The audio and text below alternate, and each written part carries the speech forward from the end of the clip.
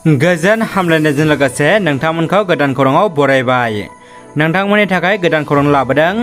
अन्नानै नोंथांमोना भिडिअखौ जोबजासे नायलांनो दाबाव।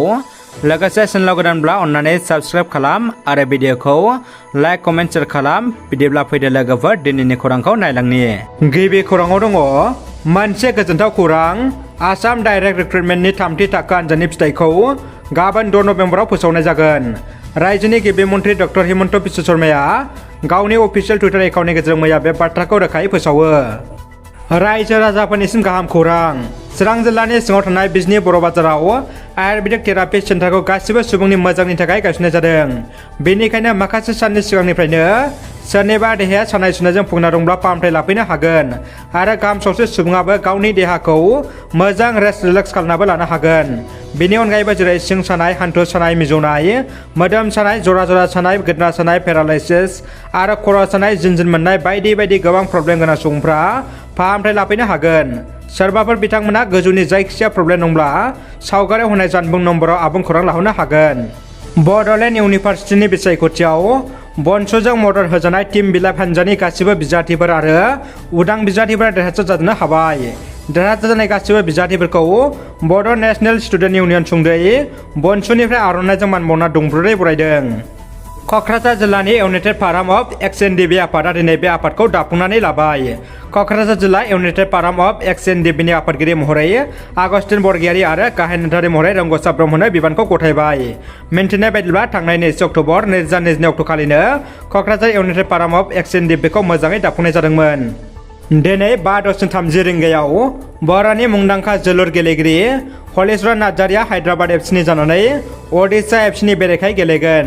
बे समाव बयबो नायनो दाबाव। बर'नि नायल' जाल' सासेल' हिर' आइएसएलआव बाहागो लानो हानाय जोलुरनि जोहोलावखौ जों बयबो थुलुंगा होनांगोन।